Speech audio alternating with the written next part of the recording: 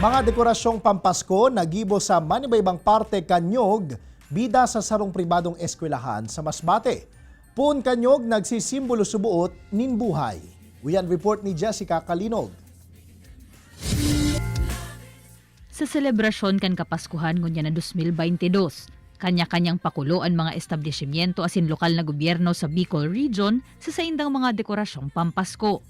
Igwanin mga gibo sa pig-recycle na materyales, araw kan konseptong basura sa paningin magbibigay ningning sa atin kan LGU Bumbon sa Camarines Sur. Sa Masbate City, man iba-ibang parte man kanyog ang ginamit na pandekorasyon sa laog kan Liceo de Masbate Incorporated. Ang dakulang Christmas tree sa bungad kan eskwelahan, gibo sa dahon kanyog. May mga pigbanga man na bao kanyog na piggibong dekorasyon sa bilin. Pininturahan manin man iba-ibang kolor ang bilog na bao na nagsirbing Christmas balls. May curtain of lights man na ipigbugtak sa sarong parte kan campus na nagsisimbolo asin nagtataong liwanag sa dalan pasiring sa dagos na paghawa sa sakit na darakan pandemya.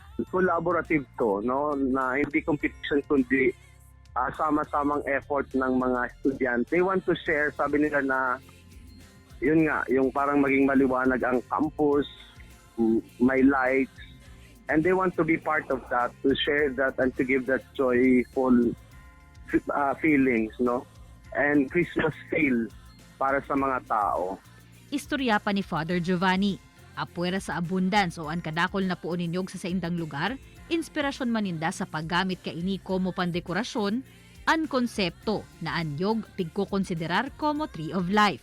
Gabus kaya na parte kaini, pwedeng mapakinabangan. Christmas is a celebration of life, no? God became one of us, a Diyos na naging tao, and then for life, no? Para ibigay sa tao yung buhay na nawala sa kanya. And then sabi namin, coconut tree is the tree of life.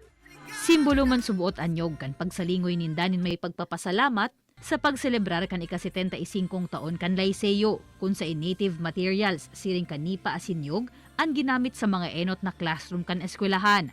Bukas man for public viewing ang mga dekorasyon asin sigun sa manhamiento kan eskwelahan, lugod mas dakol pa ang makabisto asin makaapresyar kan mga produkto asin talento kan mga Masbateño.